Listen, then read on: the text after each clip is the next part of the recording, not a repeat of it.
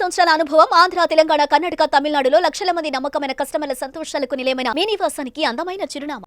చిన్నవి తప్పిదాలని అసలు నేను చెప్పను. కామన్గా వాళ్ళందరూ ఒక కుటుంబం లాగా ఉంటారు. అండ్ ఒక జర్నీ అనేది దాదాపు 40 సంవత్సరాలు ఎన్నో కష్టాలు, నష్టాలు, సుఖాలు అవన్నీ పాలు పంచుకునే వాళ్ళు. కాబట్టి ఆ ఫ్లోలో అంటే ఎవ్వరు కావాలని అనరు, ఫ్లోలో ఒక ఫ్రెండ్షిప్, నా తమ్ముడు, నా ఫ్రెండ్, లేకపోతే నా బామర్ది, అంటే ఇండస్ట్రీలో ఎక్కువ అందరూ బావ అని పిలుచుకుంటారు, అన్న అని పిలుచుకుంటారు. ఒక చనువుతో అన్న మాటల్ని చాలామంది వేరే విధంగా వక్రీకరించి ఆయన్ని కావాలని టార్గెట్ చేసి రకరకాలుగా కామెంట్ చేయటం, రకరకాలుగా థంబ్నెయిల్స్ పెట్టడం, రకరకాలుగా రాజేంద్ర ప్రసాద్ కాదు భూతేంద్ర ప్రసాద్ అని, అంటే రకరకాలుగా ఆయన నొప్పించడం అనేది ఇందులో మనం బాధపడవలసింది అస్సలు ఏంటి తెలుసా? పాపం వాళ్ళకి ఇబ్బంది లేదు. వాడు వెంటనే చెప్పాడు, అన్నయ్య నేను పర్సనల్గా మాట్లాడుకున్న విషయం, దీన్ని మీరెందుకు పెద్ద చేస్తున్నారని పాపం వెంటనే ఇచ్చాడు. అవును, అతను వెంటనే చెప్పేశాడు, అన్నయ్య నా మీద ప్రేమతో అంటే మీకెందుకండి బాధ అని. సో అట్లా ఉంటుంది వ్యవహారం. ఏదో నువ్వు అన్నట్టు ఏంటంటే ఎవరో ఏదో ఏమి అని అంటే మనం చేయగలిగింది ఏం లేదు. కానీ ఇక్కడ మాత్రం అట్లా ఉండదు. ఇక్కడ హానెస్ట్గా ప్రేమలు పంచుకోవటమే ఉంటుంది. ఓకే, నాకు తెలుసు. ఎందుకంటే ఆ మాత్రం సెంటిమెంట్స్ లేకపోతే ఇన్ని సంవత్సరాలు యాక్టర్గా ఎలా ఉంటాను నేను? మనం ఒకరికొకరు ప్రేమలు పంచుకోకపోతే ఇంత ప్రేమగా ఇన్ని సంవత్సరాల నుంచి ఎలా నా బిడ్డలా ఉంటారు మీరు? ఇన్ని సంవత్సరాలు మీ దగ్గర నేను ఎలా వర్క్ చేస్తాను? సో అందుకని. కానీ బాధపడ్డారా ఈసారి బాబాయ్? అంటే హర్ట్ అయ్యా. హర్ట్ అయ్యి ఎంత హర్ట్ అయ్యాను అని అంటే, జీవితంలో ఇంకెప్పుడు కూడా ఎవరిని సింగులర్తో పిలవకూడదు. ఓకే, డబులే. అది నేను ఎవరి దగ్గర నేర్చుకున్నానంటే, విశ్వవిఖ్యాత నట సార్వభౌమ నందమూరి తారక రామారావు. ఆయన పిల్లలతో సహా మాతో సహా కూడా మమ్మల్ని ఎవరిని నువ్వు అనేవారు కాదు. మీరు రండి, మీరు మీరు మీరు మీరు నేను ఈ క్షణం నుంచి నీకు మాట ఇస్తున్నా, ఈ క్షణం నుంచి నా చివరి శ్వాస వరకు కూడా అందరినీ మర్యాద ఇచ్చే మాట్లాడతాను. ఇంకో రకంగా జీవితంలో ఇంకెప్పుడు మాట్లాడు. I don't want. ఎందుకంటే మన వర్క్ మనకు ఉందండి, మనకి ఇదే పనే. ఇది మన పని కాదు కదా. ఎవడో ఏదో పని లేని వాళ్ళు ఏదో చేశారండి, ఏదో చేస్తాం మీ మీద. నా మీద మీకు కావాల్సింది క్యారెక్టర్లు.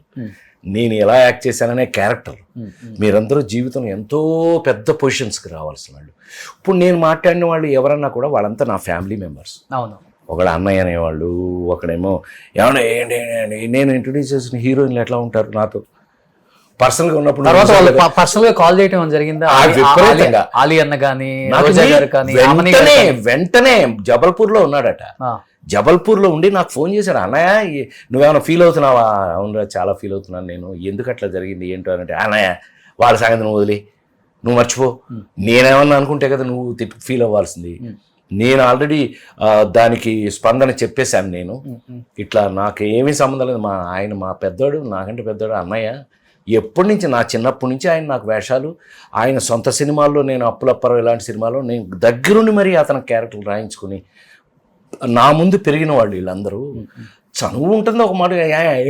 ఏంటి అందులో మా జిల్లాలో మరీ ఎక్కువ తెలుసా, కృష్ణా జిల్లాలో మరి అసలు వాళ్ళ అంటారు గబుక్కున కృష్ణా జిల్లాలో. అది అందులో ఓవర్ లవ్ అయిపోయింది అనుకో, ఇంక చచ్చింది రాముండ ఏడి నాకు ఇలా మాట్లాడతారు. అది మాకు విపరీతమైన ప్రేమలు అవి. ఎక్కువైపోతే వచ్చే ప్రాబ్లం అది. సో అందుకని ఇవన్నీ ప్రాక్టికల్గా నిజమే.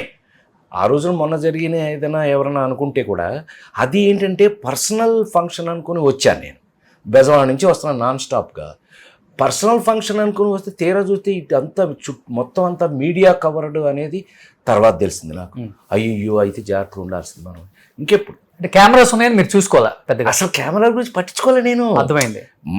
ఎస్వి కృష్ణారెడ్డి నేను బొట్టు పెట్టి డైరెక్టర్ చేసిన ఒక వ్యక్తి బర్త్డే అని అంటే పైగా అందరూ నాతో పనిచేసిన నా బిడ్డలు అంటాడు. అందరూ నాతో పనిచేసిన వాళ్ళే. అందరూ ఒక ఫ్యామిలీలా ఉన్నారనుకుని రెచ్చిపోయి మైకులు తీసుకునేది. నేను ఎంత బాగా పొగిడాను ఒక్కొక్కడిని, ఎవరెవరు ఎంత బాగా పనిచేశారో పొగిడానుగా. నువ్వు అది ఫుల్ వీడియో చూస్తే తెలుస్తుంది, ముక్కలు చూస్తే తెలియదండి. ముక్కలు ఎవరికి కావాల్సిన ముక్కలు ఆడేసుకుంటే మనం ఏం చేయలేము. కానీ ఆ మధ్య ముందు డేవిడ్ వార్నర్ కూడా ఒక మాట అన్నారు కదా, అది కూడా వాడు ఫ్లోలో వచ్చింది. ఆ రోజున కూడా మీరు కావాలంటే నితిన్ అడగండి చెప్తాడు. హీరో నితిన్ని లేదు హీరోయిన్ని అడిగితే చెప్తారు. మేము అంత ముందే లోపల గోల చేసి వచ్చాం బయటికి, అలా వచ్చేసింది ఫ్లో. తర్వాత అది తప్పనే విషయం తర్వాత తెలుసుకున్నాము.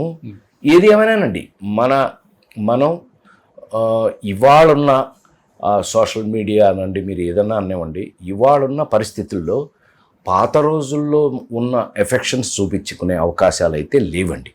అందుకని ఎవరి లిమిటేషన్లో వాళ్ళు ఉండటం బెటర్ అనేది నేను ఇప్పటికి నేర్చుకున్నటువంటి మంచి విషయం. ఓకే, కానీ బాబాయ్ ఒకటైతే చెప్పండి, బయట డేవిడ్ వార్నర్ అన్న దగ్గర నుంచి నిన్న కృష్ణారెడ్డి గారి ఫంక్షన్ వరకు రాజేంద్ర ప్రసాద్ గారిని అంటే మంచి మాట్లాడే వాళ్ళు ఉన్నారు, చెడు మాట్లాడే వాళ్ళు కూడా ఉన్నారు.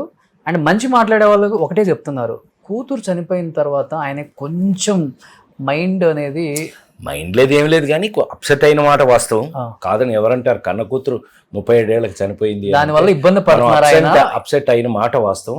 కానీ దాని నుంచి బయటకు వచ్చేసాం మనం. మీరు ఎందుకు రేపు రవితేజ నేను మాస్ జాతర అని ఒక సినిమా చేస్తున్నాం, మాస్ జాతర.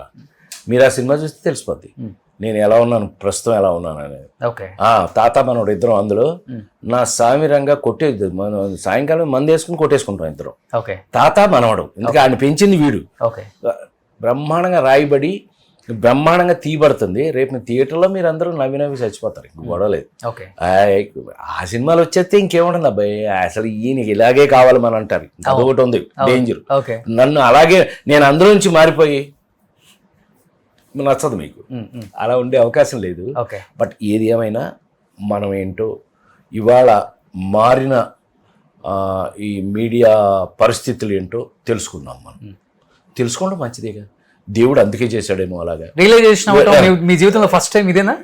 ఫస్ట్ టైం నిజమా లైఫ్ లో వచ్చి నేను మొత్తం డెసిషన్ తీసుకున్నాక అసలు ఎవరిని నువ్వు అన్నగా జీవితంలో మీరే మీరు బిడ్డలు అయినా సరే మీరే.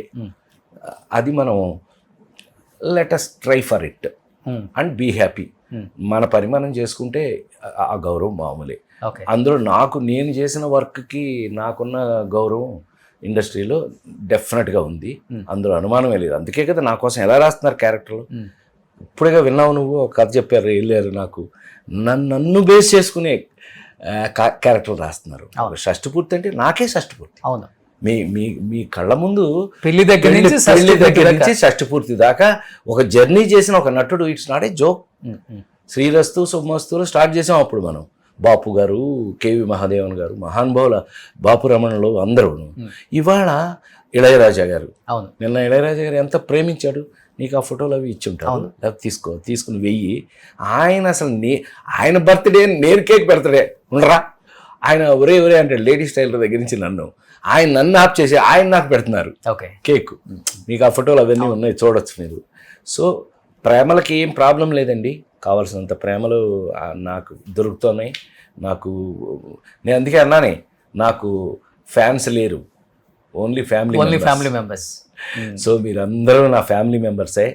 ఏదన్నా ఒకటి ఇట్లా ఉన్నా అట్లా ఉన్నా సరదాగా కలుపుకుని పోతుండాలి తప్పితే దాన్ని హైలైట్ చేసి తద్వారా వాడికి ఏదో ఇది వ్యూయర్షిప్ వాడి బద్దషిప్ ఏదో నేను మంచివాడిని కాదు అంటే వాడికి వచ్చే వ్యూయర్షిప్ ఏంటో నాకు అర్థం కాదు.